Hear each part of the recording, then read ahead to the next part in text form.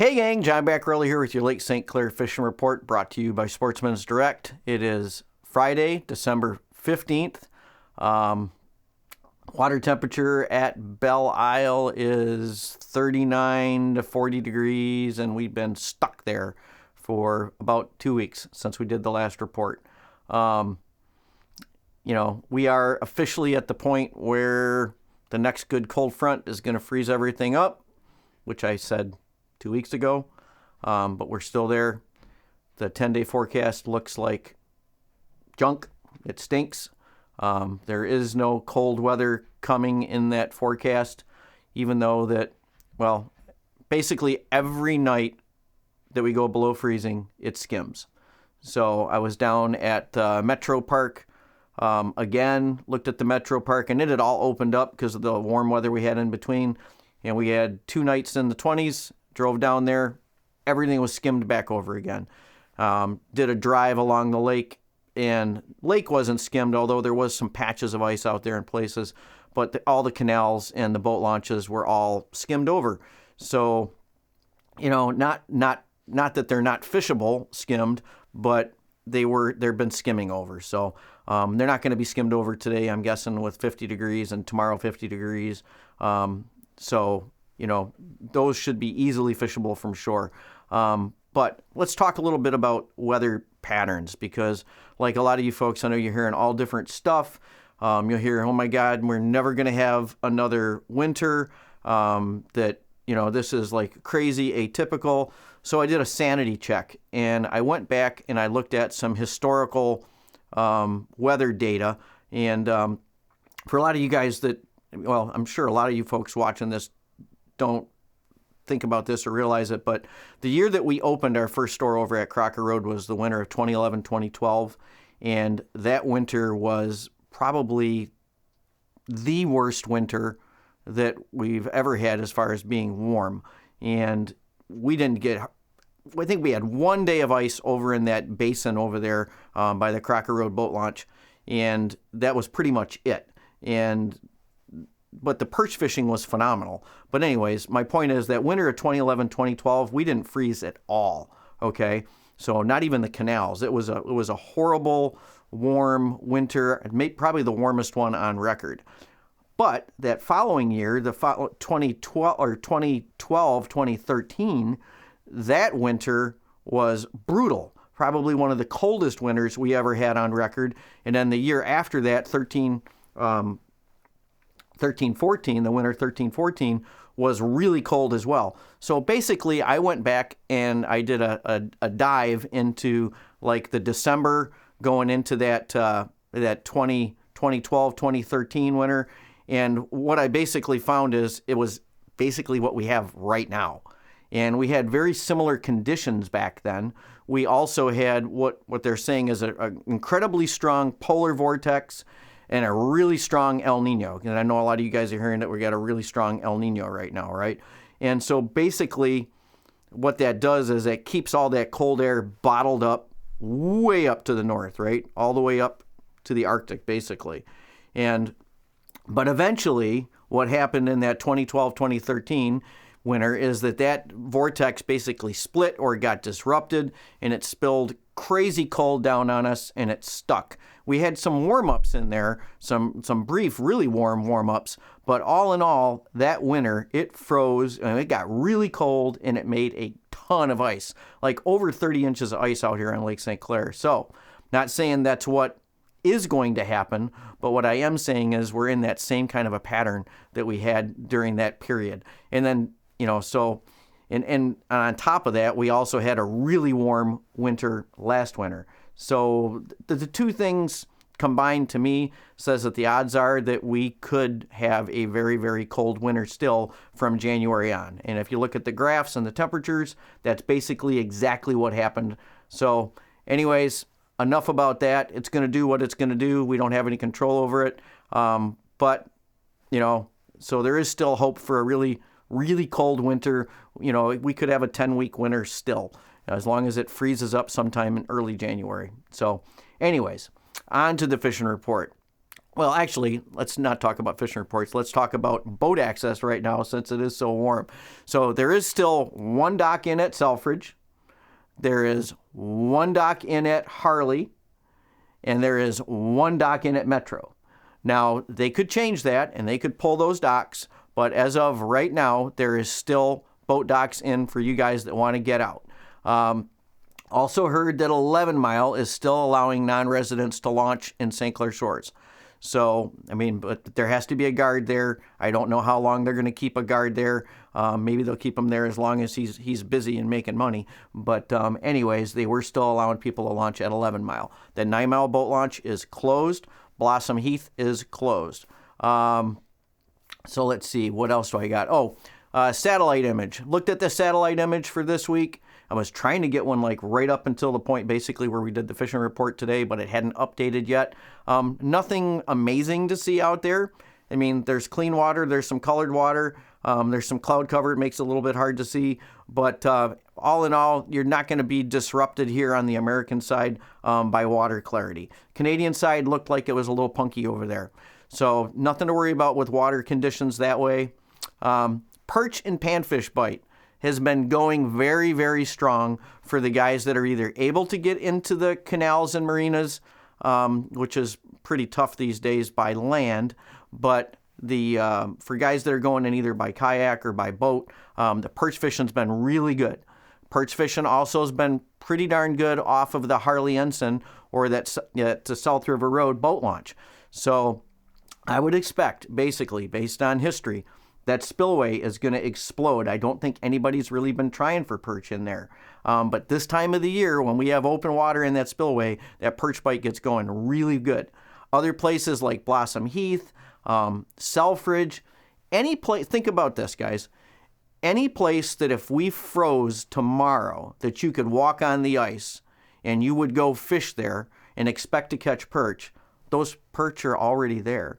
There's nothing magical about what's going to happen when it ices over and you can walk on it. The only difference is that you're going to be able to do it and you're going to be able to move around better and get maybe out farther than you normally would. But if you can go there and cast right now, those fish are there. You just need to move around. One of the ways to fish this time of the year, and we used to do it ice fishing too before there was, all the darn internet and stuff. But basically, if you got a group of guys split up into groups, one guy go to this location, one guy go to another location, especially if you're shore fishing, and then share information, right? And then eliminate water that way. But it's a very effective way to fish. Even when you're fishing big water, like that full length of the spillway, you can have one guy go fish by the mouth, one guy go fish up by Harper, another guy go fish by the bike trail bridge. Whoever gets on the fish, or maybe nobody gets on the fish, and you move and you go to a completely different location. But share information, cover your bases that way. Because the big difference between ice fishing and fishing from shore, especially for panfish, is just mobility, right? So you're kind of limited. It's easy to walk up and down on the ice and track fish down, but when you're fishing from shore, you're really limited to where you can fish. So you want to try to improve your odds of connecting based on spreading out and covering more water. So anyways, that's all I'll say about that. But the fish are there right now. If you go out and you fish for them, you're going to catch perch, and they're getting some really nice ones. Walleye trolling with cranks out there, still doing really well. I know Mike Martin from Mike Martin Outdoors was out there again this week. I know our Joe Bauer, one of our guys that we work with all the time, he's been out there too. They're taking lots of big walleyes out there trolling cranks, okay? So the Mile Road area seems like it's gotten a push of really big fish, but there's schools of fish all the way from the Detroit River all the way up to Metro Beach, and I'm sure further north as well. And you just got to move around and find them. If you're not catching fish, maybe slow down.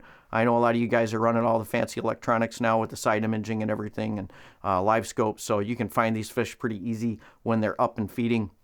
But there's a lot of big walleyes out there right now. So since a lot of these guys are catching really good walleyes, and a lot of you guys are already targeting panfish, especially in the marinas and stuff like that, starting tomorrow, so that's this coming Saturday, the 16th, we are going to start taking fish in for weight for our free contest. and that's going to go all the way till we get to March. And when in March I'm going to end it, I'm not sure, but that's going to go all the way till March. So that is our free contest for all the different species, right? It's the multi-species contest. So you got perch, you got walleye, you got pretty much every species in there other than bass and muskie.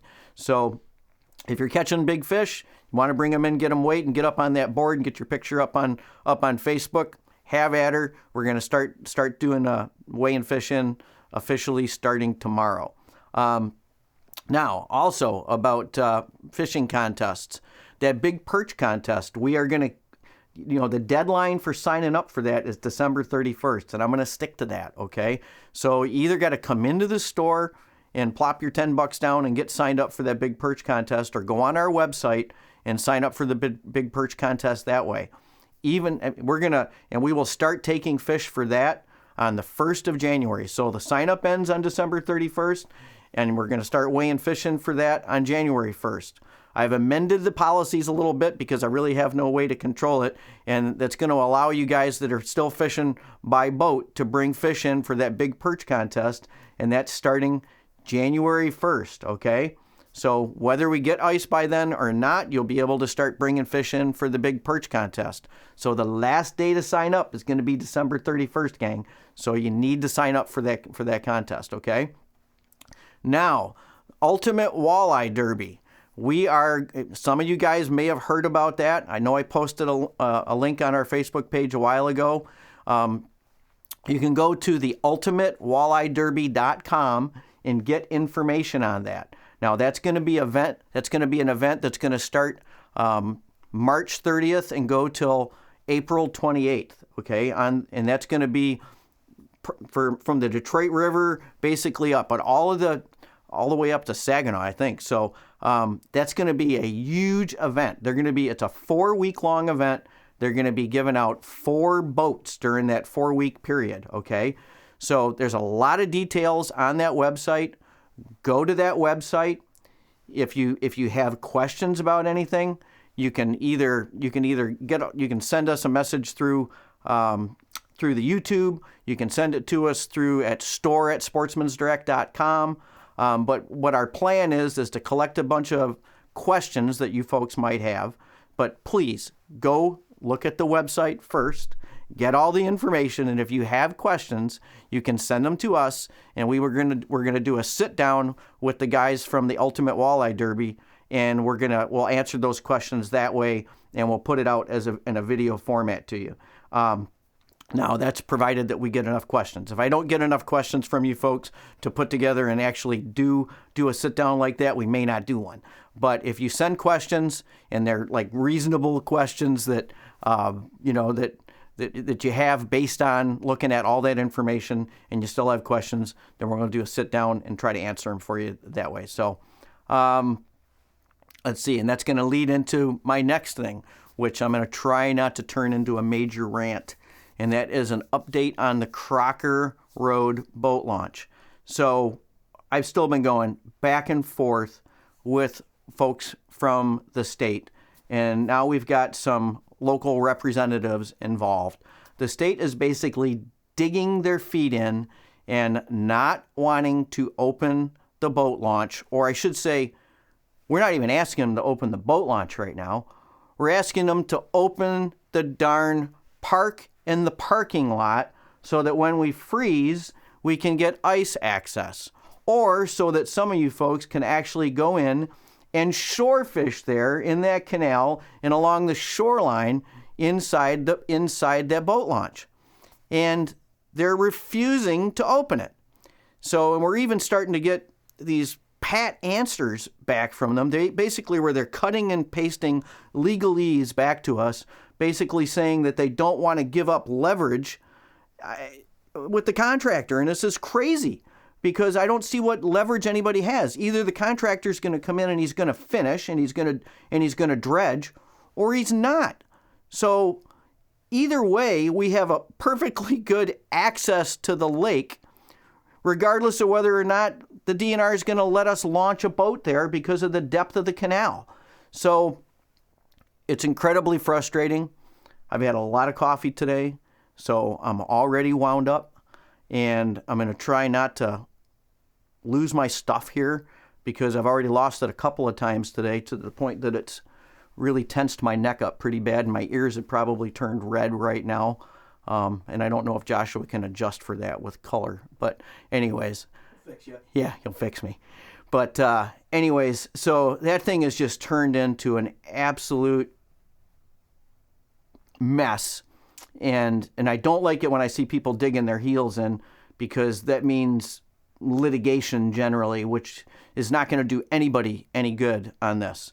All we're asking is that the darn parking lot get opened up so that we can get access to the lake, regardless of whether the boat launch is open or not.